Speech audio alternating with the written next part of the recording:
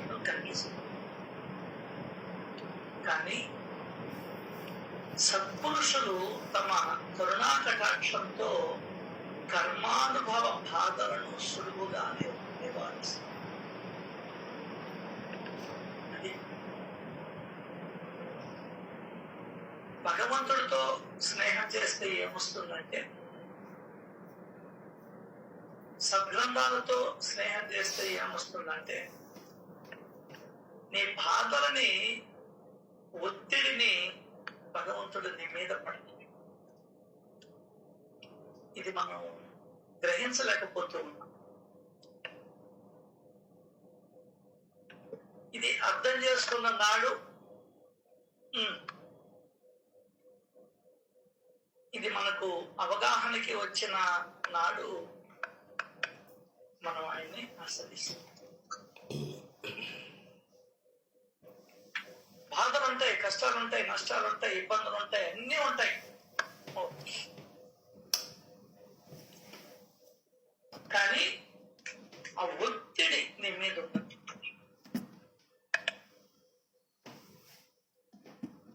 ఆ ఒత్తిడి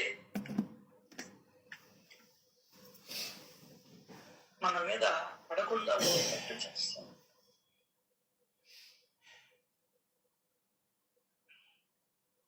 ఇది అనుభవించిన వాళ్ళకి అర్థమవుతుంది, లేదంటే పెద్దల మాట విన్న వాళ్ళకన్నా అర్థమవుతుంది. అనుభవానికి రావాలంటే నీకు కష్టాలు రావాలి. ఎవరు కష్టాలను కోరుకోరు. కాబట్టి పెద్దల మాటను కానీ వింటూ ఉంటే, సద్గ్రంథాల్లో మహాత్ములు చెప్పిన మాటల్ని మనం వింటూ ఉన్నా, మననం చేసుకుంటూ ఉన్నా, పారాయణ చేస్తూ ఉన్నా, అధ్యయనం చేస్తూ ఉన్నా, తర్వాత నీ మీద ఒత్తిడి కలిగిన, ఇబ్బందులు వచ్చినా, ఈ లోపల నువ్వు తట్టుకునే మానసిక స్థైర్యాన్ని భగవంతుడి దేవాల కలిగి ఉంటావు. అప్పుడు వాటిని చాలా తేలిగ్గా తీసుకుంటాం.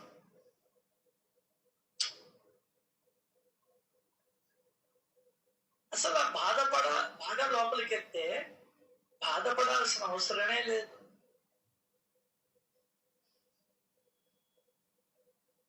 దేనికో బాధ, వ్యాధి వస్తే ఎందుకంటే చనిపోతామని బాధ. రోగం వల్ల వచ్చే బాధ ఒక రకమైతే, చనిపోతామనేటువంటి భయం వల్ల వచ్చేటువంటి బాధ ఇంకొకటి. నన్ను ఎవరు చూస్తారు? ఏందే చాలా గొప్ప విషయం ఇది. కొంతమంది నన్ను ఎవరు చూస్తారు నాకు బాగలేకపోతే అని అనుకుంటూ ఉంటారు. ఇదంతా ఏంటంటే భగవంతుడి మీద మనకు నమ్మకం లేని దాని వల్ల వచ్చేటువంటి ఆలోచన. ప్లాట్ఫారం మీద ఉండేవాడిని ఎవరు చూస్తున్నారు? నిన్ను వాడే చూస్తాడు. మనం అనుకుంటాం కానీ మనకి ఎక్కువ నమ్మకం ఉందని భగవంతుడి మీద. మనకన్నా ప్లాట్ఫారాల మీద, రైల్వే స్టేషన్ల దగ్గర భిక్షగాళ్ళకే ఎక్కువ నమ్మకం ఉంది. మనం ఊహల్లో బతుకుతున్నాం. ఏదో మనం పెద్ద పొడి చేస్తాం, 4 కోట్ల, నేను 3 కోట్ల, 2 కోట్ల సత్సంగాలు చెప్తాం లేదా అనేటువంటి భావంలో ఉంటున్నా. అది కాదు, ఆ దైవం మీద మనకి ఎంత మాత్రం విశ్వాసం ఉంది, అది కావాల్సింది. దానికి ఆ మహాత్ముల చరిత్రను కానీ మనం పారాయణ చేస్తూ ఉంటే అర్థమవుతూ ఉంటాం.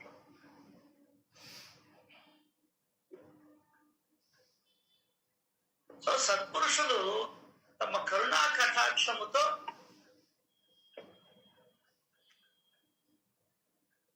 కర్మానుభవ బాధలను సులభంగా నివారిస్తారు. దీక్షిత్ గారు తనకు వచ్చిన కష్టాన్ని ఎప్పుడు కష్టం అనుకోరు. అదే చెప్పాడు. ఆయన సంస్కారవంతుడు, ముందరే సంస్కారవంతుడు. ఆయన ఈ గాలి కుంటితనం ఉంటే ఉన్నది ఇబ్బంది లేదు, మనసులో ఉన్నటువంటి కుంటితనం పోవాలి. మనమైతే పోవాలని కోరుకుంటున్నాను. నేను ఆ పరిస్థితుల్లో ఉంటే నేనేమో అడుగుతాను, బాబా నీ మనసులో మనసులో కుంటితనం ఉందని తెలిసేడిస్తే కదా అక్కడ దాకా పోతున్నాం.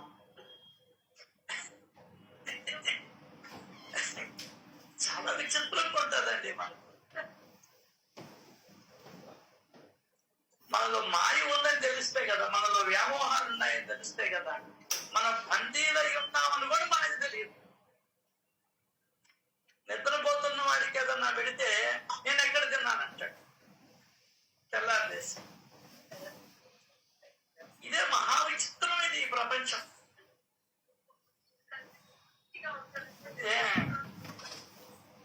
దానికన్నా నేను అంటాను, మిగతా అందరికన్నా చాలా అదృష్టవంతుడిని నేను మాత్రం. కనీసం కొన్ని సత్యాలనన్నా తెలుసుకోగలిగా, అన్ని తెలుసుకోకపోయినా కొన్ని సత్యాలనన్నా అవగాహన మనసుకు పట్టించుకోగలిగా జన్మలో. తర్వాత జన్మ అంటే దాని గురించి ఇప్పుడు ఆడవడం. మన కర్మల్ని మనం సరిగ్గా చేసుకోబట్టి వాడే ఇస్తాడు, ఎవరి కోసం ఇస్తాడు. డబ్బులు పెడితే బజార్లో ఎక్కడైనా నీకు సోపు చిక్కదా, ఎంత డబ్బులు ఉండాలా? అది నీ దగ్గర సత్కర్మలు ఉంటే వాడు ఏదైనా ఇస్తాడు, ఎవరి కోసం. రూల్ అది ఇచ్చి తీరాలా. బ్యాంకులో నీ డబ్బులు ఉంటే వాడు నిరాకరించేదానికి లేదు. నో,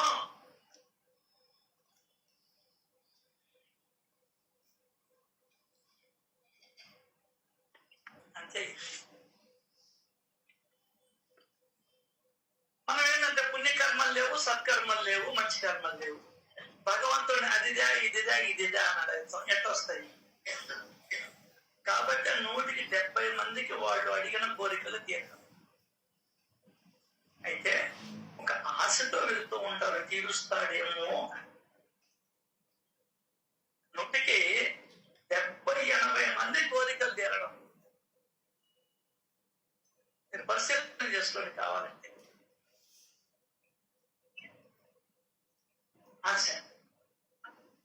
ఆశతోటి వెళ్తాడు. పిల్లల్ని ఎందుకు సాగుతున్నాము? ఆశ. వాడు ఏదో పెద్ద ఉద్ధరిస్తాడు, అర్థం కదా. పెళ్లిని చేసుకుంటున్నాము, ఇది నన్ను బంగారు ఉయ్యల్లో పెట్టి వాడు ఊపుతా ఉంటాడు, రాత్రి బావాడని పెళ్లి చేసుకుంటాం.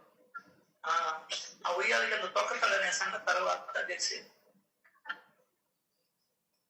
అర్థం కదా. పెళ్లి చూపుల్లో ఏం బంగారు అంటుంది అత్తగారు. తర్వాత నలుగుడు వెళ్దామని నలుగుడు కావాలని చేస్తారు, అట్లా చేస్తారు ఇంట్లో.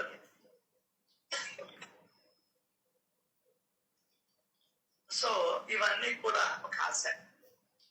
అసలు ఆశ లేకపోతే మనిషికి బతుకులేదు, మనం బ్రతకం. ఒక అంబిషన్ పెట్టుకొని మనం అసలు వ్యాపారానికి కూడా పడు, ఉద్యోగానికి కూడా పడు, ఆశ అనేది లేకపోతే ఏదో సాధించాలని పోతాడు, ఏదో చేయాలనుకుంటాడు, ఏమీ జరగదు. అది వేరే సంగతి. జరగదని తెలిసినా కూడా మళ్ళీ పోతూ ఉంటాడు వాడు. ఎందువలంటే ఆశ. మనిషిని నడిపించేదే ఆశ. ఆశ ఉండాలా, కానీ ఎంతవరకు అనేది బాగా చెప్తూ వచ్చాడు దాము అన్న ఉదంతం.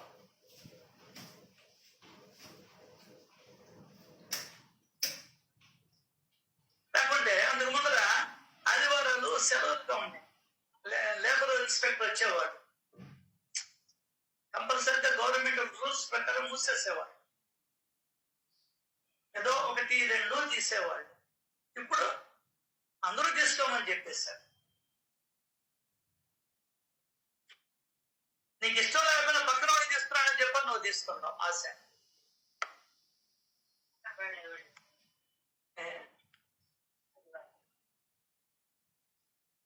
లేదంటే ఒక రూల్ ఉండేది, ఆదివారం ఈ 2 అంగళ్ళే తీయాలా, ఇంకెవరు తీయకూడదు. అట్లా కూడా ఒప్పుకోవడం నీ మనసు. ఆశ అంటే డబ్బులు, ఆశ డబ్బులు, ఈ రెండే మనిషి. ఆశ అంటే డబ్బులే, ఇంకే. నిద్ర లేచినప్పటి నుండి నిద్ర పోయేదాకా ఉద్యోగస్తుడు కానీ, వ్యాపారస్తుడు కానీ, కూలి పనివాడు కానీ, మేస్త్రీలు కానీ, వడ్రంగలు కానీ, కుమ్మర్లు కానీ, చెప్పుల షాపులు కానీ, చెప్పులు కుట్టేవాడు కానీ, తోపుడు పండ్లు వేసుకునేవాడు కానీ, పానీపూరి అమ్ముకునేవాడు కానీ, ప్రతి ఒక్క పుట్టిన ప్రతి మానవుడు అంటే పుట్టిన ప్రతి మానవుడు వేరే పనే లేదు. మరి ఆ సేట్లు అబ్బా, ఆ గుజరాత్, ఆ జైపూర్, ఈ సేట్లు రాజస్థాన్, వాళ్ళకి వేరే ప్రపంచమే తెలియదు. వాళ్ళకి అన్ని వారాలు ఒకటే భగవంతుడి దేవ. వాళ్ళ దగ్గర వారాలు క్యాలెండర్లు ఉండవు, డైరీలు అస్సలు ఉండవు. ఏమని రాసుకుంటే డైరీలు విశేషాలు ఏమున్నాయి అసలు రాసుకునేదాన్ని. చాలా జారేస్తారు వాళ్ళు, మన వాళ్ళని చూసి జారి పడతారు, అది వేరే సంగతి. కానీ నేను జీవితంలో కొంతైనా జ్ఞానాన్ని తీసుకొని పోగలుగుతున్నాను అన్నటువంటి ఒక తృప్తి మాత్రం నాకు చాలా. ఏమాత్రమే లేకపోయినా ఆ తృప్తి మాత్రం. మనం నటిస్తున్నాం, అదే ఆయన చెప్తాడు శ్రీరామ్ సార్, కొంతసేపు నమ్మతాం, కొంతసేపు నమ్మం. అర్థం కదా. వాళ్ళ మీద వృద్ధాశ్రమంలో వాళ్ళు చూడు, అసలు దేన్ని పట్టించుకోరు వాళ్ళు. అనారోగ్యాన్ని పట్టించుకోరు, అక్కడుండే దాన్ని పట్టించుకోరు. ఏదో పోతారు, వస్తారు, పడుకుంటారు, తింటారు, లేచిపోతారు.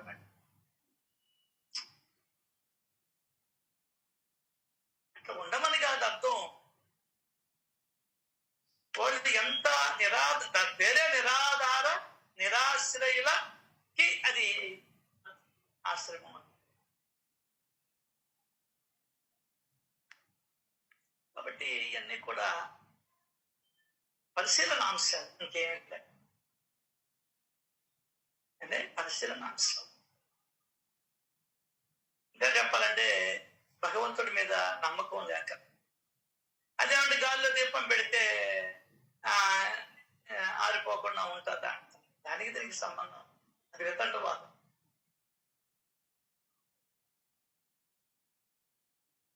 కాబట్టి ఏదేమైనా ఒక శక్తి, ఒక మహాశక్తి పనిచేస్తుంది మన అందరిలో, ఈ సృష్టిలో, ఈ విశ్వములో. దానివల్లనే ప్రతి ఒక్కటి తన నియతి ప్రకారం జరుగుతూ ఉంది, తన నియమం ప్రకారం జరుగుతూ ఉంది అనేది మాత్రం ఒక్కటి అర్థమవుతూ ఉంటుంది ప్రపంచం. ఎంత అద్భుతం అంటే సృష్టి అనేది ఎర్రచీమలు పోతూ ఉంటాయి. గుర్తుందో లేదో, ఎర్రచీమలు, గండు చీమలు పోతూ ఉంటాయి. వాటి వెనకాలే ఇవి పోతా ఉంటాయి. ఎర్రచీమలు పోతూ ఒక ఎంచీమలు వదిలేస్తాయి పోతా ఉంటాయి. ఏ విధంగా ఆవు గేదె పోతా ఉంటే పేడ వేసుకుంటూ పోతాయి. అదే అల్లావుద్దీన్ అద్భుత దీప సినిమాలో దేంట్లోనూ వాడు ఆ పిండిని చిల్లు పెడిచి ఆ పిండిని దారి పొడుస్తూ పోతాడు, దారిపుడు. ఆ విధంగా ఎర్రచీమలు ఆహారం అక్కడ ఉందంటే ఇవి ఆ ఎంజైమును విడుదల చేస్తాయి. ఆ ఎంజైమును బట్టి, ఆ వాసనను బట్టి ఈ ఎర్రచీమలన్నీ దాని వెనకాల పోతూ, గండు చీమలు కానీ ఏదైనా. మనం ఎప్పుడైతే ఈ లక్ష్మణ రేఖను గీసామో అది విడుదల చేసినటువంటి వాసన కన్నా దీంట్లో మనం కెమికల్స్ కలిపిన దాని వల్ల అవి చనిపోతుంది. మిగతా వాటికి అర్థం కాదు. ప్రకృతి యొక్క అద్భుతమైనటువంటి శక్తి, భగవంతుడి యొక్క అమోఘమైనటువంటి శక్తి. ఆహారం ఉందంటే మిగతా వాటిని పిలుస్తాయి. ఎట్లా ఆ యొక్క మనం చెమట పడితే ధార విడుస్తాం కదా, అట్లా ఒక వాసనని అవి నువ్వు నేను పసిగట్టలేవు. అయ్యో చీమలు ఒక్కటే పసిగట్ట. అంత అద్భుతమైనటువంటి విశ్వ రహస్యాలు ఈ భూమి మీద ఉన్నాయి, మనకు తెలియదు. కానీ నువ్వు కనిపెట్టావబ్బా, ఇప్పుడు ఆ సైన్స్ కనిపెట్టింది. అది ఆల్రెడీ కనిపెట్టబడి ఉన్నది, అది భగవంతుడి చేత. అంటే ఒక మహాశక్తి పనిచేసింది. నువ్వు ఇప్పుడు కనిపెట్టావు, అది వదులుతుంది. అది వదులుతుంటే ఇప్పుడు ఏ విధంగా అయితే పెట్రోల్ దాన్ని లీక్ చేస్తే అగ్గి పెట్టి వెలిగిస్తే నేరుగా వెళ్తుంది అగ్ని కూడా. అట్లా ఆల్రెడీ అన్ని కనిపెట్టబడి ఉన్నాయి భగవంతుడి చేత. మళ్ళీ ఇప్పుడేదో మనం కొత్తగా ఆవిష్కారం చేసినట్టు పోజులు పడతాం. ఆ నేనుని వదిలేయమంటాడు భగవంతుడు. ఏందే ఆ నేనుని వదిలేయమంటాడు. అది చెమట గబ్బు కొడుతుందని అంటుంటారు. అది ఎప్పుడో ఆల్రెడీ ఉంది. చెమట అంటేనే అది వేస్టేజ్ అని అర్థం. నువ్వేది కనిపెట్టింది దాన్ని చెమట వాసనగా ఉంటది అని. ఎంతో పెద్ద తెలివి వరకు కొట్టాడు వీడు మానవుడు. వ్యర్థం, వ్యర్థ పదార్థం. ఎప్పుడైనా వ్యర్థ పదార్థం మనం సెంటు వాసన రాదు. ఇది లెక్క. సో ఈ కర్మానుభవ బాధలను నువ్వు భగవంతుడిని ఆశ్రయిస్తే ఆయన కరుణా కటాక్ష వీక్షణం చేత అది సులువుగా నివారిస్తాడు కూడా, తీసేస్తాడు కూడా, చెప్పలేము. అది నీ సాధనను బట్టి ఉంటుంది. నువ్వు ఎగ్జామ్కి ప్రిపేర్ అయ్యే దాన్ని బట్టి నీకు క్లాస్ మార్కులు వస్తాయి. 600కి 599, 98, 96, 94 అట్లా వచ్చున్నాయి. వాళ్ళ కృషి అర్థం కాదా? ఒక్కొక్కడు బ్రహ్మాండమైనటువంటి కోట్లు పెట్టి బిల్డింగ్ కడతాడు, ఒకడు ₹1,00,000 పూరీలు కడతాడు, ఇంకా ఒకడు ఇంకా తక్కువలో కట్టుకుంటాడు. వాళ్ళ స్తోమత, వాళ్ళ ఆర్థిక స్థితి. అట్లాగే ఇక్కడ నీ సాధన ఏందే, నీ సాధన, ఆ సాధనని చెప్తున్నాడు ఇక్కడ.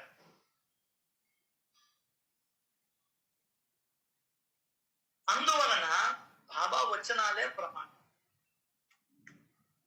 ఎందుకన్నాడు బాబా వచనాలు ప్రమాణం అని? అవి రామబాణం అంటే ఔషధం. అంటే రాముడి బాణానికి తిరిగి ఉండదు. అది లెక్క. ఎక్కువ పెట్టాడు అంటే అది వాడిని వేసేయాల్సింది. అది ఔషధం. ఏదే ఆయన చెప్పే మాట రోగికి ఔషధం. దిగు కిందకి అన్నాడు. అది ఔషధమై కూర్చున్నది మన శ్యామ విషయం. ఔషధం. చేతులు నడుంకాడు చేతులు వేశాడు, పొట్టకాడు చేతులు వేశాడు. అది ఔషధమై కూర్చున్నది. సపట్నే కాదు, పార్వతీబాయి సపట్నే కాదు. ఇట్లా చూశాడు, అది ఔషధమై కూర్చున్నది. వాడి కళ్ళ చొప్పు ఇతనికి వచ్చేసింది. అట్లా ఇక్కడ బాబా వచనాలే ప్రమాణం. ఎంత ప్రమాణం? రామబాణం అంటే ఔషధం. ఔషధం అంటే మందు. నీ భవరోగానికి ముందే ఈ సచ్చరిత్ర, నీ తాపత్రయాలకి ముందే ఈ సచ్చరిత్ర. అయితే క్షుణ్ణంగా అవగాహన చేసుకోవాలి. సచ్చరిత్రలో చెప్పినట్టు మనం ఆచరణ చేస్తూ ఉంటాం. అప్పుడు భవరోగం పోతుంది. మనకెందుకు పోవడం లేదంటే, మురికెందుకు పోలేదు? స్నానం చేసి వచ్చినా సరిగ్గా రుద్దుకోదు. వాడు ఎందుకు పాస్ కాలేదు? సరిగ్గా చదవాలి. అట్లాగే ఈ భవరోగం ఎందుకు వదలలేదు? ఎవరికైనా కూడా కొద్ది మందికో వదలుతుంది మాస్టర్ గారు లాంటి వాళ్ళకి. అందరికీ వదలదు. ఇంకేమన్నా వదిలితే అందరూ ఇదైపోవా? మనకు కొన్ని జన్మలు పట్టు. అది నీ చేతుల్లో. నువ్వు ఇప్పుడు కష్టపడే దాన్ని బట్టి నీకు నెక్స్ట్ జన్మ ప్రాప్తం అవుతుంది.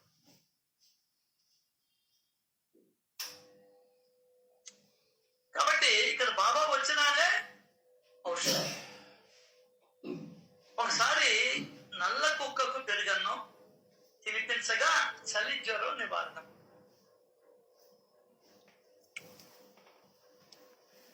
బాలా గణపతి అనే ఒకడు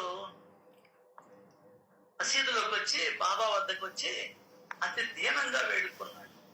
బాబా, నేనేం పాపం చేశాను అంటే అర్థమైపోయింది మనకు. వ్యాధి రూపేణ పీడితం. నీకు ఏదన్నా అన్ఎక్స్పెక్టెడ్ గా జబ్బు వస్తే చేయాల్సిన పని చెప్తుంది సచ్చరిత్ర.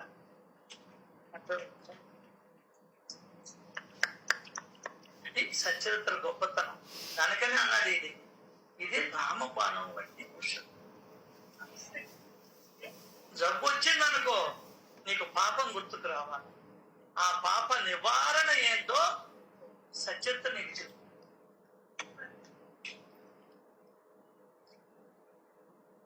అది కూడా ఉంది.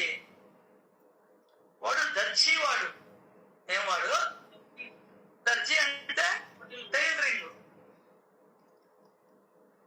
వాడికి ఎంత వస్తుంది? పావలచ్చని డబ్బు అప్పుడు ఇచ్చేది. అందులో షిరిడి బాబాలంటి వాళ్ళు కూడా కుట్టుకుంటా ఉంటాయి. సూదిదాన అసలు మన ఇళ్లలో గుర్తుకోవాలి. గుర్తుంది, మన ఆయన గుర్తుకునేది. అందరూ గుట్టేవాళ్ళు. ఆ సూదిని గుర్తుగా క్యాలెండర్కి గుచ్చేవాళ్ళు. అర్థమైందా? ఒక దారపండు ఉండేది. ఇంకా నీకు టైలర్కి పోయే అవసరం ఏముంది? ఏం ఆదాయం వస్తుంది? కాబట్టి బాబాయ్ ఏం చెప్పాడు వాడికి? మనం గమనించాల్సి, వాడేదో పెరుగన్నం పెట్టాడని వాడు తీసుకోడు కూడా పెరుగన్నం పెట్టే ఎట్లా?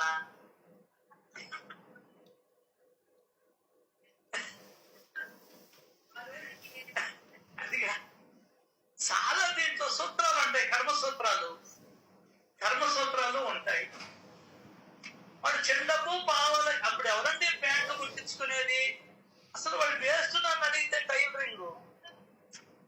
మా ఊర్లోకంతా కూడా ఒకే ఒక ఆయన ఉండేవాడు టైలర్. 2-3 ఏంటి వాకాడంత అన్ని గ్రామం. ఇక్కడ అందరూ 70 ఇళ్ళుండే ఒక పల్లెది. అడిగాడు చూస్తాను పెంకుటిలు ఒక్కట్లేదు. గుర్రబండి వస్తే దాని వెనకాల జల్లా పెద్ద పీసు అందరూ పరిగెత్తేవాళ్ళు అంట. గుర్రబండి వస్తేనే. ఇప్పుడు మనం హెలికాప్టర్ గుర్రని శబ్దం వస్తుంటే మనం బయటకు వస్తుంటామే, ఆ విధంగా. వాడికి ఇంకేముంటుంది వాడి దగ్గర డబ్బులు? అర్థం కదా? ఇన్ని ధర్మ సూక్ష్మాలు ఉంటాయి బాబా చెప్తే. నేను మీరు ఇచ్చిన పెరుగన్న పోయి నాకు రోగం అక్కడ పెట్టే ఎట్లా? సుబ్బారావు గారు ఇస్తున్నారు కదా అని చెప్పని నేను ఒక ప్యాకెట్ దాపి నాకు జ్వరం వస్తే నేను అక్కడ నలుగురికి పెరుగన్న పెట్టే ఎట్లా? అది అయినాక రావు. ఎన్ని సూక్ష్మాలు ఉంటాయండి అమ్మా పడవ. అదే ఇక్కడ ఉంది చెప్తాడమ్మా, తొందరపడితే ఎట్లా?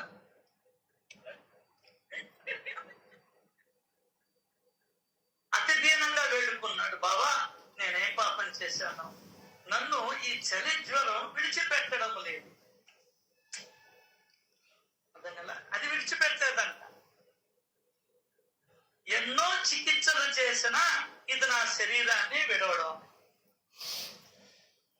నేనేం చేసేది? ఔషధాలు, కషాయాలు అవన్నీ అయిపోయినాయి. కషాయం ఏంటంటే 4 ఆకులు చూసుకొని వచ్చి గుంటకలకరాకు అంటారు, ఇంకోటి అంటారు, ఇంకొకటి అంటారు. అర్థం కాల. గంగిరేణ ఆకు జామాకు తాగమంటారు. ఏం పని చేయలే. ఈ జ్వరం పోయే ఉపాయాన్ని మీరైనా చెప్పండి అని ప్రాధేయపడ్డాడు. అప్పుడు బాబాకి దయగలిగి ఆ చలి జ్వరానికి ఒక ఉపాయాన్ని చెప్పాడు. ఆ వింత కథను వినండి.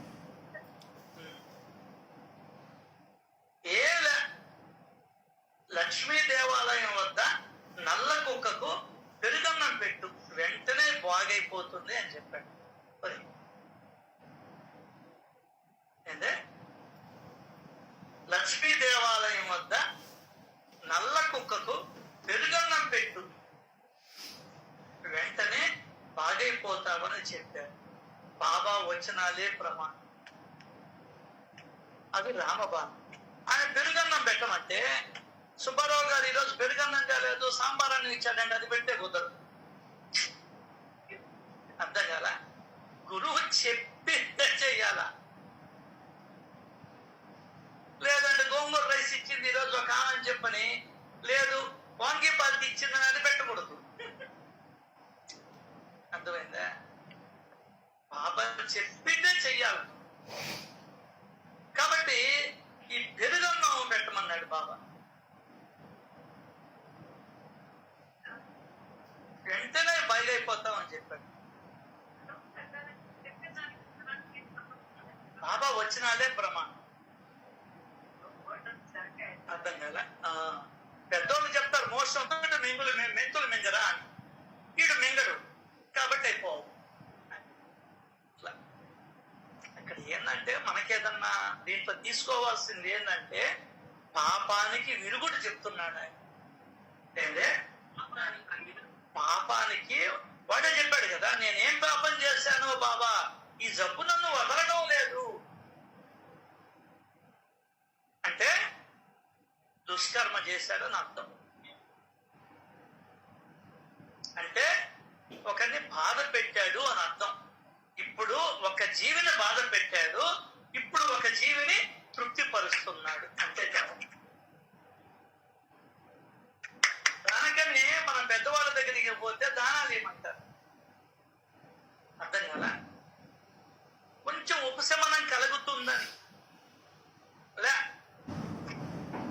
సో ఆ విధంగా ఇక్కడ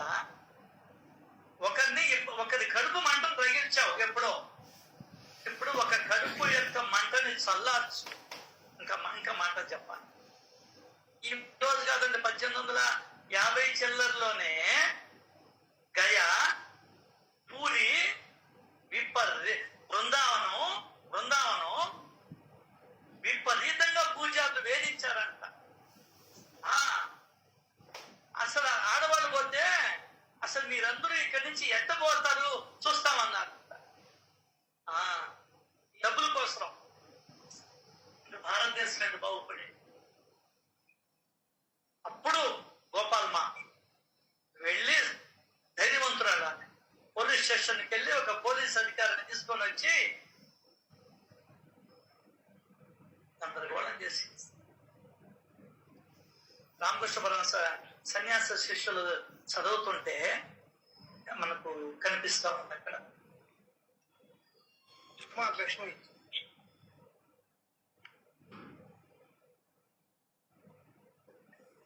ఆ రోజుల్లోనే డబ్బులు 1850 సంగతి నేను చెప్పాను. అడిగిచ్చేస్తారు మన బృందావనం. అది అంటే కృష్ణుడు దొంగతనం చేశాడు కదా, వీళ్ళు మనల్ని దొంగతనం చేస్తున్నారు.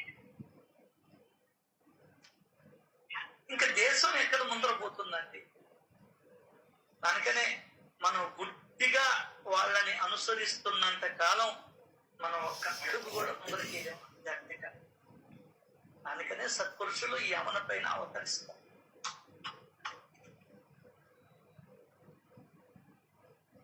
సో నల్ల కుక్కకి పెరుగన్న పెట్టమన్నాడు. సరే, బాల భయపడుతూ ఇంటికి వెళ్ళి చూచాడు. మూత పెట్టి ఉంచిన అన్నం కనిపించింది. పర్వాలే అప్ప అనుకున్నాడు. పక్కనే పెరుగు కూడా ఉంది. ఎక్స్ట్రా ఎక్కడో దినుసులు తెచ్చుకొని చేయమని చెప్పలా. నీ ఇంట్లో ఉండే వాటిలతోనే నువ్వు ఒక జీవిని సంతృప్తి పరచు. ఎందువల్ల అట్లా డబ్బులు లేవు కాబట్టి పెరుగను రెడీ అయింది, కలుపుకున్నాడు. కానీ ఈ సమయాన దేవాలయం వద్ద నల్ల కుక్క ఉంటుందా అని బాల అనుకుంటూ ఉంది. అక్కడ కూడా మళ్ళీ ఏడుపై బాబా వచ్చి దానికనే రాశాడు పైన, బాబా వచనాలే ప్రమాణం, అది రామబాణం వంటి ఔషధం. ఇంకా దానికి తిరుగులేదు. గురువు మాటని నమ్మడమే, నువ్వు గురువు మాటను నమ్మి ఆయన చెప్పింది చెయ్యడమే నువ్వు ధరించేదానికి మార్గం. నేను అదే పట్టుకున్నా. గురుకథ శ్రవణం చేయమన్నాడు, అదే చేస్తున్నా. ఇంకోటి ఏదైనా చేయమంటే అదే చేస్తున్నాం. ఇంకా ఎవడు ఏమి చెప్పినా నాకు వద్దబ్బా. అర్థమైందా? ఎవరు ఏమైనా చెప్పని నాకు అనవసరం. ఆయన చెప్పింది ఏంటి?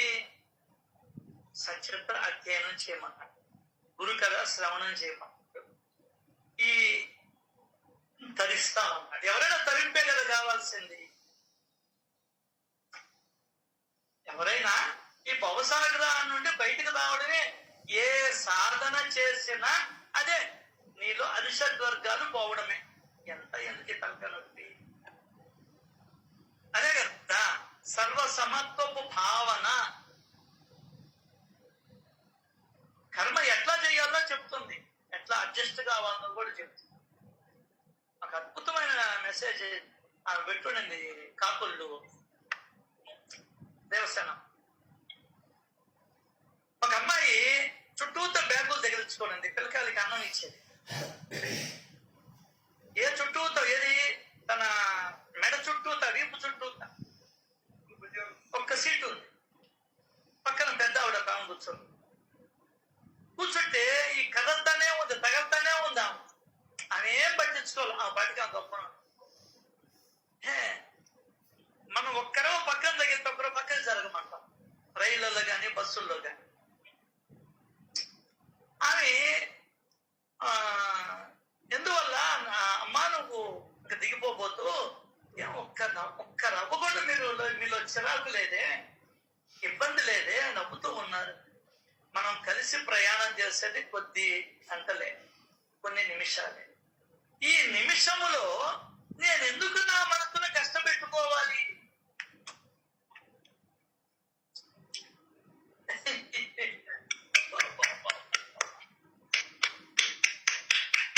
మనం ప్రయాణం చేసేది బస్సులో ఎప్పుడు కూర్చోం కదా, చాలా కొద్ది నిమిషాలే.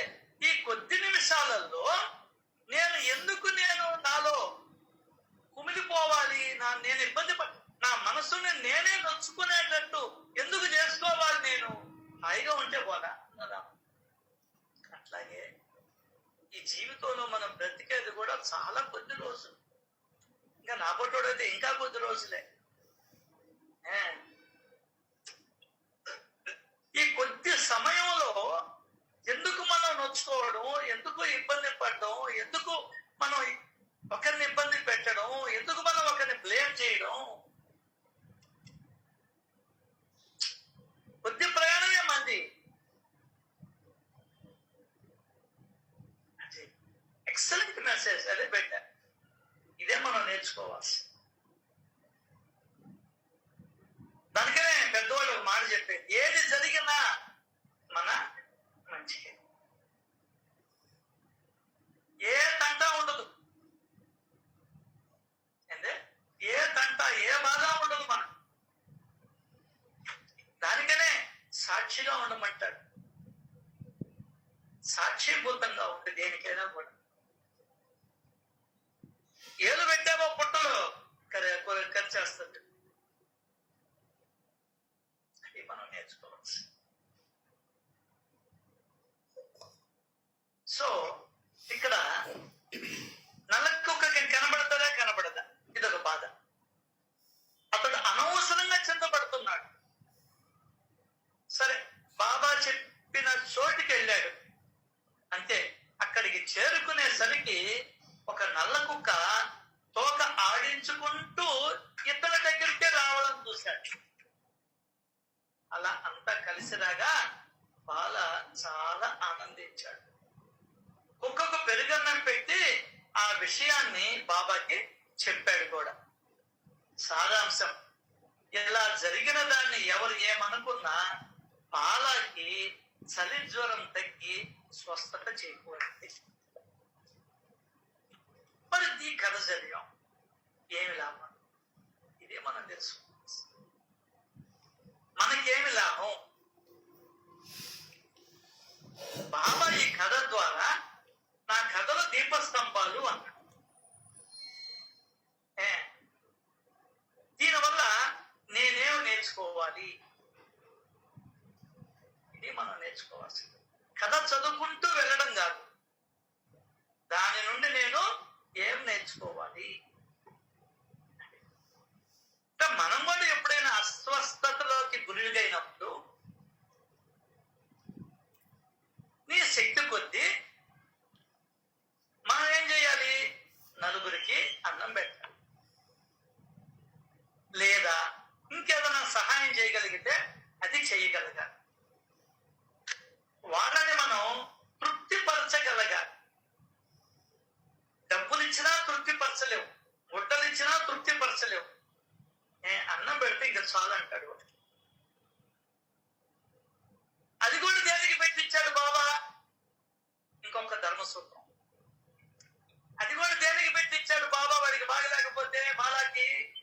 మూగ జీవికి పెట్టించాడు.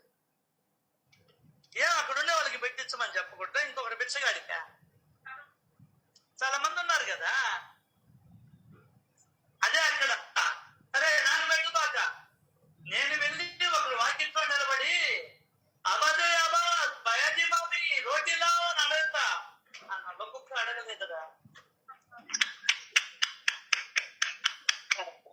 ఏమడగద్ది? ఒకవేళ నీ వాకిట్లో వస్తే ఇష్టముండలాగా వచ్చింది అని చెప్పి రాళ్ళతో కొడతావు, కర్రతో కొడతావు. సో బాబా మూగ జీవులకి ఎంత ప్రాధాన్యత ఇచ్చాడో ఈ చరిత్రలో అనేది నీకు అర్థం కావాలి. అర్థమైందా? అది మనం తెలుసుకోవాలి. దానికనే ఆయన అన్నాడు, మనకు అర్థం కాదు. ఆ భావంలోకి నీ మనసు వెళ్ళాలి. అదే సార్ కోర్టులు అక్కడ ఆయన చెప్తున్నాడు, నిన్న మొన్న వచ్చిన ఆయన, సార్ అక్కడ ఏమి లేదు ఆహారము, ఆకులు తింటున్నాయి. అయితేనూ అసలు ఆకులు గట్టి నేను నా కళ్ళతో చూశాను. మనం ఏదో వేయంగానే ఆ ఆకు వదిలేసి గట్టిని మనం ఇచ్చిన పండును పట్టుకున్నాం. ఏం చేస్తుంది? ఏమి చెట్టు అడవుల్లో మన గవర్నమెంట్ తోటలు పెంచారా? ఒకవేళ పెంచిన జామ చెట్లు, అరటి చెట్లు, యాపిల్ చెట్లు మనం తినేసుకొని వచ్చేస్తుంది దొంగతనం డబ్బులు. ఎన్నో అంతరించిపోతున్నాయి. ఆహారం లేదు, మేత లేదు.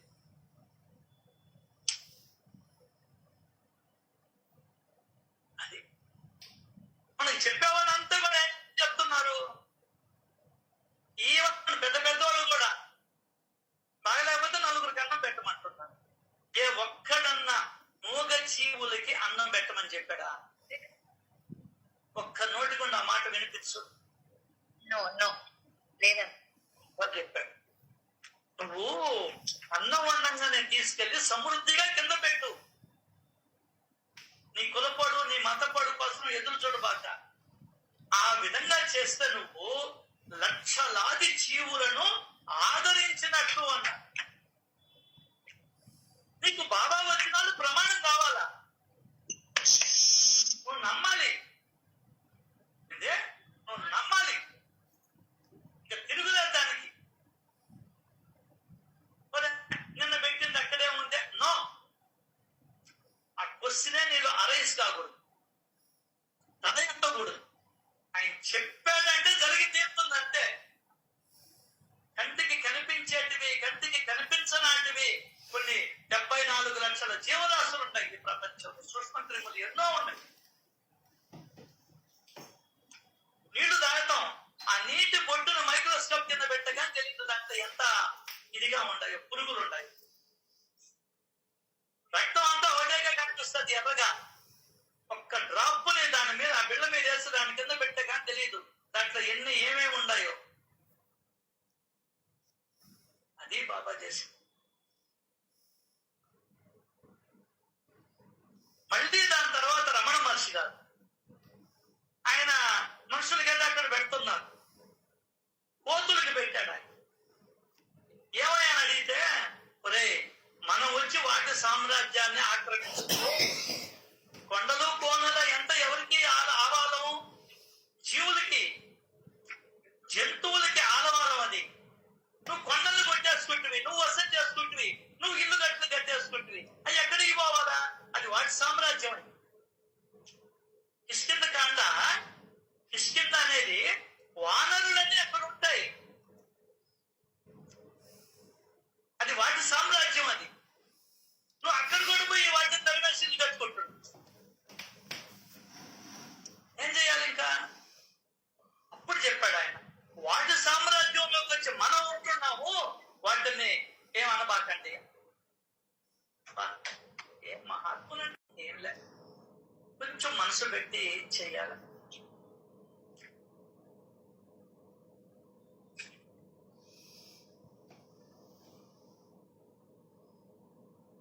అట్లా ఉడుతులు వచ్చేటి ఆయన దగ్గరికి, ఆయన మీద పారాడేటి ఉడుతులు. ఆయన ఉడుతులకి ఏం పెట్టేవాడు తెలుసా? జీడిపప్పు పెట్టేవాడు.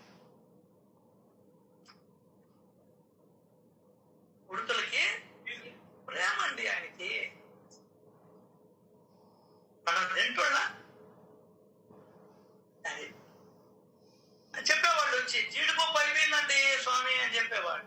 అంతే, మధ్యాహ్నం కల్లా జీడిపప్పు బస్తా నెత్తిన పెట్టుకుని వచ్చేవాళ్ళు. ఆయన కోసమే తర్వాత ఉడుతుల కోసం తెచ్చేవాడు. ఉడుతుల కోసం కాబట్టి వచ్చేస్తుంది జీడిపప్పు. ఆ కలేజా సినిమాలో వాడి కోసం 10 రూపాయలు అడిగితే ఇవ్వాల. ఒక పేదవాడు అక్కడ పడుకోవాలంటే వాడికి అతను ఇస్తానన్న డబ్బులకి వాడు చెల్లదిగో 100 రూపాయల కాగితం ఇచ్చేసి అది.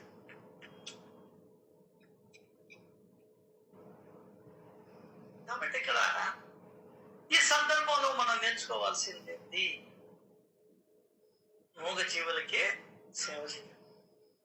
199 మంది మనుషులకి అన్నదానం చేస్తారు. ఓకే, అదల్లా ఈ 99 మందిలో 8 మంది గోవులకు మాత్రమే సేవ చేస్తారు. ఓకే, మంచిదే. మిగతా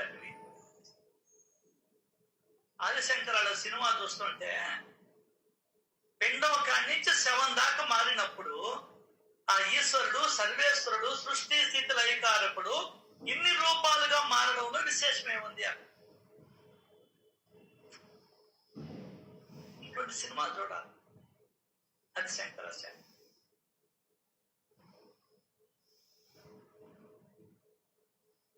మరి చూడండి, మన దౌర్భాగ్యం కొన్నిటిని గొప్పగా పూజించడం, కొన్నిటిని తక్కువగా చూడడం మన తెలివి తక్కువ వాళ్ళు చేసిన పని. అర్థం కాలే. ఎందువల్లంటే ఏదో ఎవడో చెప్పాడు, దాన్ని చెప్పారు, మనకి చెప్పారు, మనం దాన్ని గుడ్డిగా ఫాలో అవుతాం. అంతే, గుడ్డిగా ఫాలో అవుతాం. అబ్బా ఏమాత్రం దానిగానే అన్నాడు, గరికి పడ్డ పెట్టినట్టు చూసాడు. జంతువు, ఆవు జంతువు, దాని చుట్టూ తిరుగుతారు ఇంద్ర నాయన అంటాడు. ఆయన ఉంటే సత్యం చెప్పేవాడు మాట వినబడ్డ నీకు. ఎందువల్ల మిగతా వాళ్ళు ఏం చెప్తుంటారు, దాన్ని నిండా దేవుళ్ళు ఉండారు. ఏంది, తల తోక కానించి ముక్కు కానించి మూతి దాకా ఒంట్లో అంతా దేవుళ్ళు ఉండారు. నీకు తిరిగితే ఇంత వస్తుంది. అక్కడ నీ స్వార్థం నిన్ను తిప్పిస్తుంది. తప్పు నీది కాదు, ఏదో వచ్చేస్తుంది అన్నటువంటి స్వార్థం నిన్ను ఆవుని తుక్కుంటూ అంత విచిత్రం వస్తుంది. నేను ఆవు ద్వేషని కాదు, మన మూర్ఖత్వం ఏ స్థాయిలో ఉందో నీకు చెప్పుకున్నా అంతే. ఇప్పటికీ మన సత్సంగంలో ఉండేవాళ్ళు కూడా ఇదే మూర్ఖత్వంలో ఉన్నారు. అది కూడా నాకు తెలుసు. నేను చాలా మందిని చూశాను. ఇప్పుడు తెలుసుకుంటాం. కాబట్టి బాబా జీవిత చరిత్రలో ఆవు ప్రస్తావనే తేలా. ఈగ తీసుకొని వచ్చాడు, చీమలు తీసుకొని వచ్చాడు, కుక్కని తీసుకొని వచ్చాడు, పిల్లిని తీసుకొని వచ్చాడు, గుర్రాన్ని తీసుకొని వచ్చాడు, పందిని తీసుకొని వచ్చాడు, నల్ల కుక్కని తీసుకొని వచ్చాడు, పాముని తీసుకొని వచ్చాడు. అర్థం కాదా? అదే సద్గురువు అంటే. ఎందువల్ల సద్గురువులు ఎందుకు వస్తారంటే మన మూఢ నమ్మకాలని పడగొట్టేదానికి వస్తారు. తన బాలి అన్నం కూడా తీసుకోపోయి అప్పుడే బాలెంత అయినటువంటి మందికి పెడుతుందమ్మ. నువ్వేనా బాలింతవే, అది కూడా బాలింతేగా.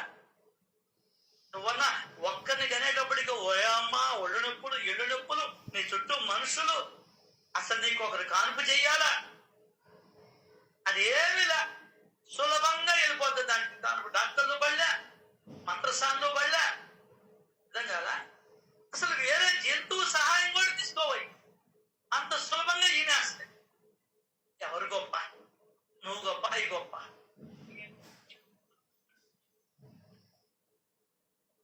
ఇంటనే అహంకారం పోవాలి నాకు. అది సో నేను వెళ్ళి బాబా మీరు చెప్పిన పని చేశాను అన్నా. ఓకే, చెప్పిన పని చేశావు కాబట్టి బాగుపడతావు పో అన్నా. ఓ అల్లా వచ్చాక అదే అంటే అయిపోయింది. ఏమైపోయింది? అతనికి చలి జ్వరం తగ్గి స్వస్థత చేయండి. మనకి ఎట్టయితే స్వస్థత చేకూరా. కాబట్టి మన ఇంట్లో ఎవరికైనా పిల్లవాడికి బాగలేకపోయినా, పెద్దవాళ్ళకి బాగలేకపోయినా 4 మూగ జీవాలకి అన్నం పెట్టి అర్థమైందా? కుక్కలకు ఇప్పుడు దేవి గారు చూడు, కారు వేసుకొని అన్ని చేసుకొని ఎక్కడికో పోయి పెడుతుంది. అది నిజమైన బాబా ఫాలోయింగ్. నువ్వు ఇంటి నుంచి కదలాలంటేనే అమ్మా పడవా. మూగ జీవులకి పెట్టాలంటేనే, డబ్బులు పెట్టాలంటే అల్లాడిపోతున్నాం. సర్లే మనుషులకు పెడుతున్నాం, మూగ జీవులు దాటిపోతున్నాం. 4 పొట్లాలు ఏంటన్నా ఆయన అంటే నొప్పులే కొళ్ళు అంత. ఈరోజు 125 పైన పొట్లాలు ఉంటే ఆమగా తినేశారు అంత పోయిన వాళ్ళందరూ. దగ్గరదా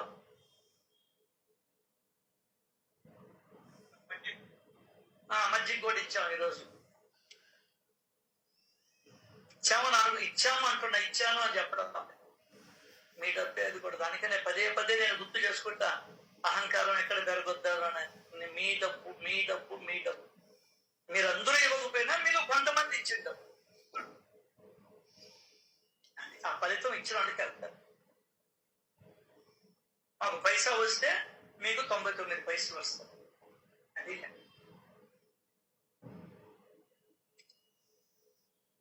సో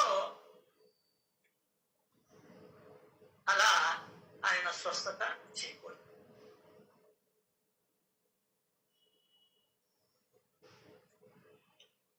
ఒక్కొక్క దాంట్లో ఒక్కొక్క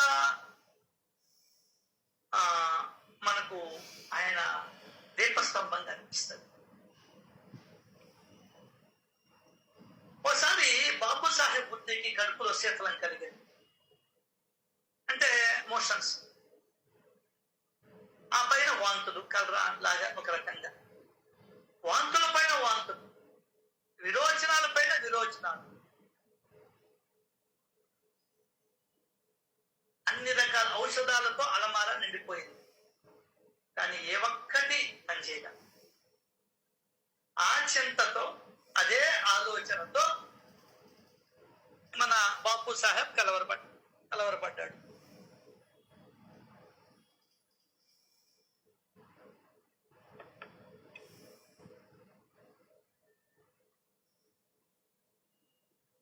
ఒకటే అవుతామంటే నిరసించిపోయాడు. బాబా దర్శనానికి వెళ్ళటానికి కూడా శక్తి లేకపోయింది. ఈ వార్త బాబా చెవికి సూక్ష్యం. ఎవరో చెప్పారు, మన తీసుకోరంట. తీసుకొని వచ్చాను, తన ఎదుట కూర్చోబెట్టుకున్నాడు. ఒకే మాట అన్నాడు, ఖబర్దార్, ఇక నుండి మల విసర్జనానికి వెళ్ళకూడదు, ఇక వాంతులు కూడా ఆగిపోవాల్సిందే అని అన్నారు. చూపుడు వేలు చూపిస్తూ అతన్ని ఉద్దేశించి, మరలా కూడా అట్లాగే. తాత్పర్యం, వారి వచనాల దెబ్బ ఎలాంటిదో గాని 2 వ్యాధులు పారిపోయి పుట్టి ఆరోగ్యం బాగుపడింది. మరి వాడికేమో పెరుగన్నం పెట్టమన్నాడు, ఈయనకి అది పెట్టమని చెప్పలేదే అని డౌట్ రావచ్చు మనకు. అర్థం కాదు. అందులో కోటేశ్వరుడు ఏంటంటే, ఇక్కడ మనకు తెలియజెప్పేది ఏంటంటే, ఆయన వచనాలు సచ్చరిత్రలో ఏదైతే ఉన్నాయో అవి ఈ ఇలలో జరిగి తీరతాయి అని అర్థం. ఆయన వచనాన్ని నువ్వు నమ్మాల్సిందే అని అర్థం. అది నమ్మితేనే మన జీవితాలు బాగుపడతాయి అని అర్థం. సర్వ జీవులలోనూ నన్ను చూచేవారే నాకు ప్రీతి పాత్రులు అని అన్నాడు కదా. ఇంకంతే, ఇక నువ్వు మాట్లాడకూడదు. ఏందే, ఇక నువ్వు మాట్లాడకూడదు. భగవంతుడికి ప్రీతి పాత్రులు ఎవరెవరు? అదిగో అన్ని జీవుల్లో పరమాత్మను చూడాలి. నువ్వు ఉద్ధరింపబడతావు, ఇంకా వేరే ఛాన్స్ లేదబ్బాయి. నెక్స్ట్ ఇది చెప్పి అది వదిలేలా. శ్రీహరి ఎప్పుడు సంతృప్తి చెందుతాడు అది కూడా చెప్పాడు. నేను అన్నిట్లో దేవుడు చూసి దండం పెట్టుకుంటున్నాను. వాడు అదేదో సినిమాలో ఎక్కడ దేవుడు బొమ్మ కనిపిస్తే అక్కడ దండం పెట్టుకుంటాడు బ్రహ్మానం. అర్థం కాల? అట్లా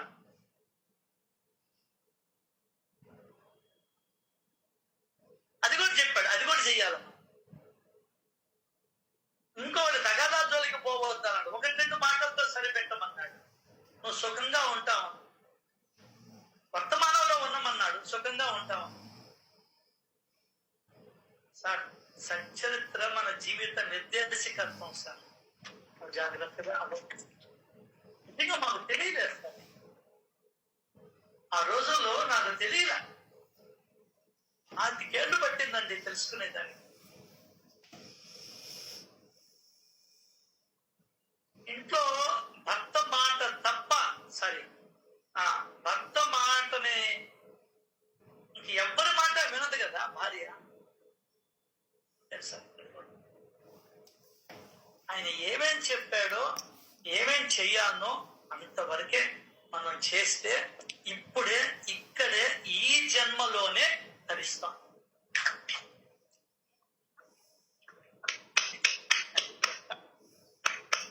దానికైనా కష్టమైన పనులు ఏమీ చెప్పలా. ఎవరెస్ట్ శిఖరాన్ని ఎక్కమని చెప్పలా, హిందూ మహాసముద్రాన్ని ఈత కొట్టమని చెప్పలా. అర్థం కాలా? ఏమి చెప్పలా. అన్ని నీకు నాకు సులభమైన ఉపాయాలనే చెప్పాడు. ధరించేదా ఏంటంటే నా మాట మాట్లాడుకుంటూ ఉండమన్నాడు, నా ధ్యానం చేస్తూ ఉండమన్నాడు, నా నామాన్ని చెప్పుకుంటూ ఉండ, వీలుంటే ఒకరికి సహాయం చేయమన్నా, మూగ జీవుల్ని ప్రేమించమన్నా, మనుషుల్ని ప్రేమించమన్నా, సకల జీవుల సేవయే ఈశ్వర సేవగా పరిగణించమన్నా.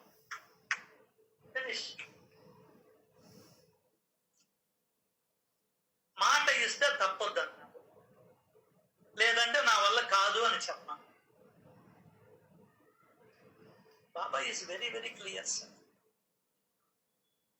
దానికనే మనం దృష్టి అంతా కూడా బాబా మాటల మీద పెట్టాలి. ఏం చేయాలి? నువ్వు రోజు అరగంట సేపు బాబా మాటలు ఎప్పుడు ఎక్కడ ఏమేం మాట్లాడినాడు అనేది నువ్వు గుర్తుకు తెచ్చుకోవాలి. అవన్నీ గుర్తుకొస్తే నువ్వు ఆ పని చేసేదానికి ఉద్రిక్తుడవుతావు, రెడీ అవుతావు. అది మనం చేయాల్సింది. పెళ్ళాం ఏం చెప్పిందో గుర్తుకొస్తే వీడు వెనక్కు పోయి తెస్తాడు ఆ వస్తువుని. ఇక్కడ కూడా ఈమె కూడా అంతే. ఆయన ఏం చెప్పాడు గుర్తుకొస్తే, ఉరి ఉరి ఉరి నేను మామూలుగా బియ్యం వేసానే, వాళ్ళ ఫ్రెండ్స్ ఇద్దరు వస్తా అన్నారే అన్నప్పుడు మళ్ళీ బియ్యం వండుతావు నువ్వు గుర్తుకొస్తే, లేకుంటే నువ్వు వండవు. ఆయన చేత ఇట్లే.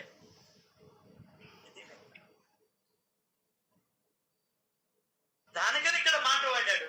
బాబా వచనాలే అంటే ప్రమాణం, సర్వత్రా ప్రమాణం.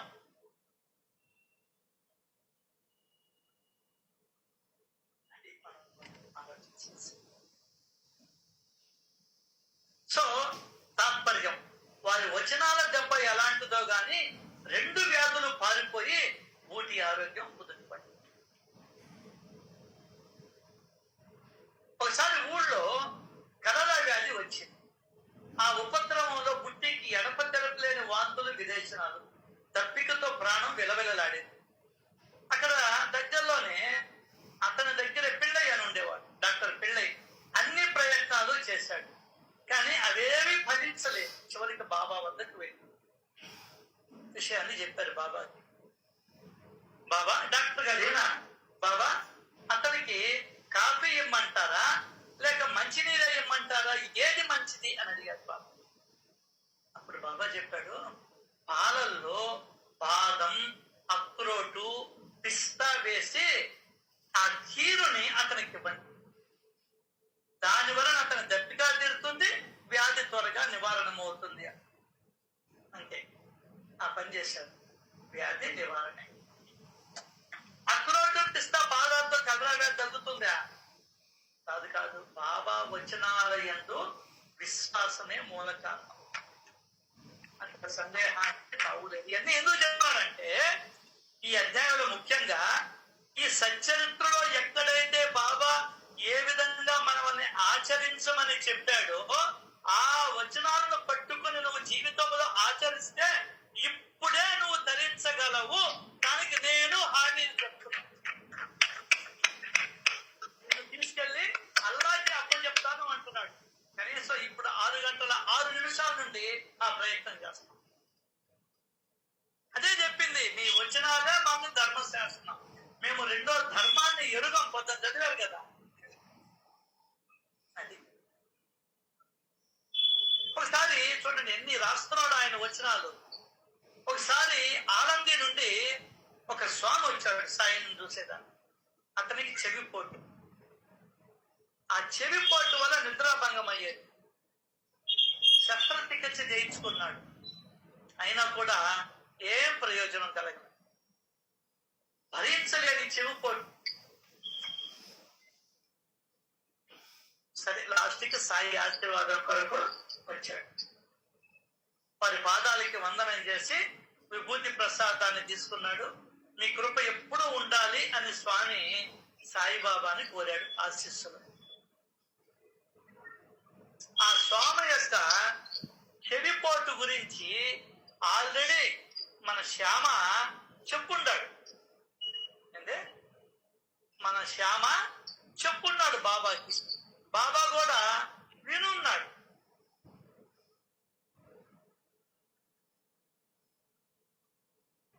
బాబాతో మనవి చేశాడు. ఆ బాబా ఏమన్నారు? అల్లా అచ్చా కరేగా, అల్లా మంచి చేస్తాడు అని ధైర్యాన్ని ఇచ్చాడు. అలా సాయి ఆశీస్సులను అందుకొని స్వామి పుణ్య పట్టణం వెళ్ళాడు. వారం రోజుల కల్లా అతని చెవిపోటు తగ్గిపోయిందని జాబు రాశాడు కృతజ్ఞతతో.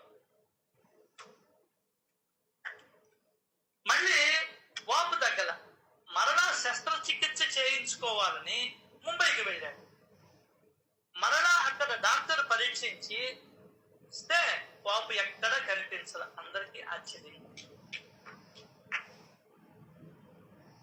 సో ఇలాంటిదే మరో కథ ప్రసంగవశాత్తు గుర్తుకు వచ్చింది. దానిని చెప్పి ఈ అధ్యాయాన్ని త్వరగా ముగిస్తాను అని చెప్పుకుంటూ పోతానే ఉన్నాను. ప్రసంగం అంటున్నాడు దీన్ని. అంటే ఈ ప్రసంగాన్ని ముగిస్తాను అంటున్నాడు.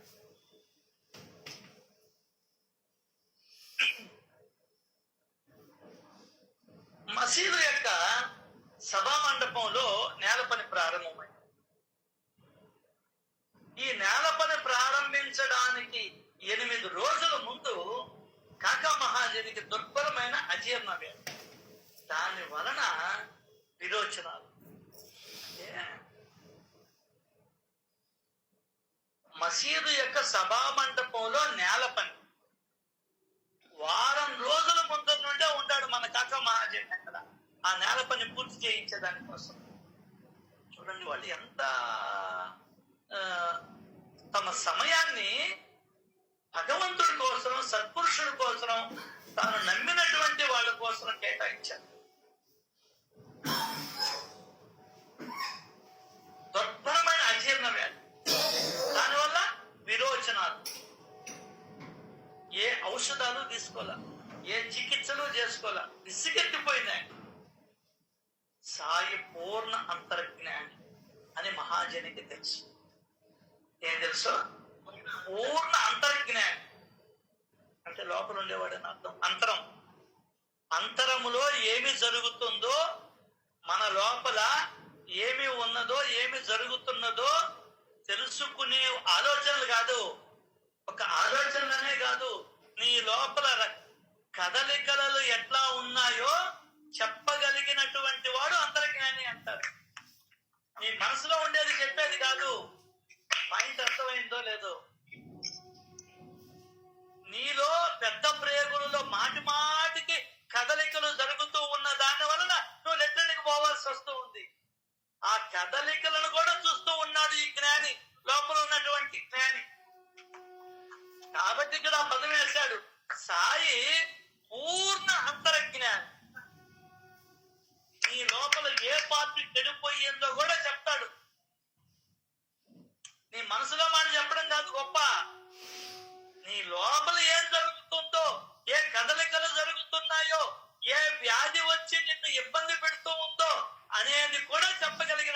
వాడు కాబట్టి ఇతనిని అంతరజ్ఞాని అని చెప్పారు. అసలు ఎందుకు ఎందుకు రాయాల్సి వచ్చిందంటే ఈ కథ కొరవన్నీ ఇప్పుడు చెవు నొప్పి చెప్పాడు శ్యామ, అట్లాగే జ్వరం చెప్పుకొని వచ్చాడు ఇతనికి, ఎవరికి బూటీకి పెళ్ళై చెప్పుకొని వచ్చాడు. ఈయనకి అతి సర వ్యాధి వచ్చింది, కాఫీ తాగమంటారా నీళ్లు తాగమంటారా. ఇది అట్టగాది, ఇది ఈ లీల సపరేట్. ఇది బాబా యొక్క అంతర్జ్ఞాన తత్వాన్ని తెలియజేస్తుంది. చూడండి, ఒక అధ్యాయంలో ఒక కథకి మరొక కథకి సంబంధం లేకుండా అన్ని ఒకే దారంతో కూర్చబడి ఉన్నాయి. ఈ కథలన్నీ కూడా బేదులవుతున్నాయి. బేదులంటే ఏంటి? లోపల కదలికలు తీవ్రంగా ఉన్నాయి. మాటి మాటికి పోవాల్సి వస్తా ఉంది. కదలికలు తీవ్రమైతేనే నువ్వు మాటి మాటికి పోవాలా. కదలలేదనుకో, కదలికలు లేవనుకో, నువ్వు వారమైనా పో. ఆ కదిలించడానికే ఇప్పుడు మన ఆయుర్వేదం కానీ ఇంకోటి కానీ మందులు వాడుతున్నాం. ఆ కదిలించేవాడే భగవంతుడు. అర్థమైందా? ఒక శక్తి నువ్వు లెట్టిన సీటు మీద కూర్చుంటే ఏ విధంగా కుళాయిలో నీళ్లు దిప్పితే పైన ఉన్నటువంటి నీళ్లు కిందకి ఎట్లా జార వస్తాయో ధారగా, నీ లోపల ఉన్నటువంటి మలమూత్రాదులు కూడా 2 ద్వారాల గుండా బయటికి పంపించేవాడు, నెట్టేసేవాడు మహాశక్తి నీలోనూ నాలోనూ అన్ని సమస్త జీవులలోనూ ఉన్నది. అది అంతర్జ్ఞాని అంటే అది. ఇప్పుడు చెప్పండి, ఆయన మనిషి, ఆయన రూపమా? దానికనే అన్నాడు, నాకు రూపం లేదు ఆకారం లేదు అన్నాడు.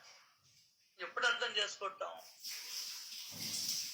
అదే వెంకటేశ్వర నిన్న కూడా చెప్పింది, అన్ని జీవులలోనూ వెంకయ్య ఉన్నాడని రాసుకోవయ్యా. కానీ ఈ రూపం కాదురా నాయన, నాయన నాయన నీకు ఎన్నిసార్లు చెప్పినా అర్థం కాదే. నేను ఈ రూపాన్ని కాను, నీ లోపల ఉండే శక్తిని.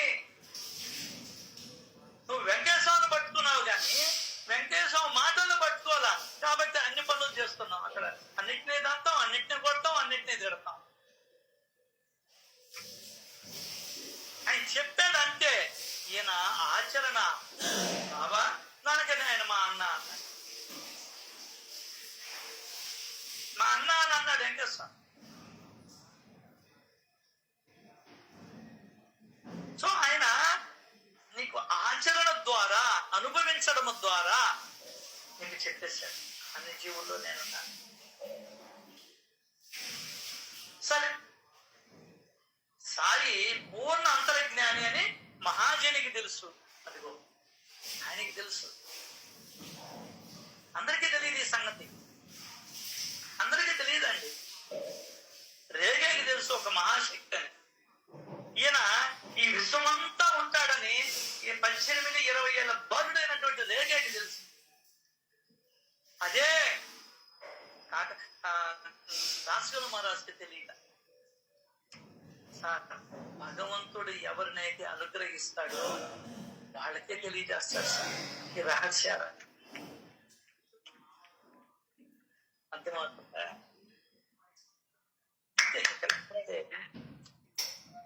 తన గుట్టు విప్పడు సార్ భగవంతుడు. ఎవరికైతే తెలియజేయాలనుకుంటాడో వాళ్ళకే తెలియజేస్తాడు.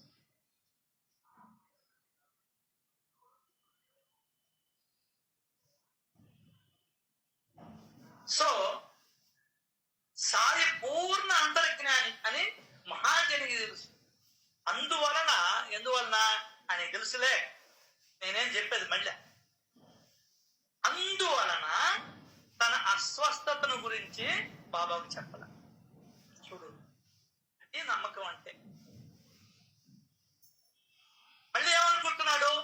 ఆయన తలుచుకున్నప్పుడే వారే వ్యాధిని నివారిస్తాడనే విశ్వాసంతో వ్యాధిని భరిస్తూ వచ్చాడు.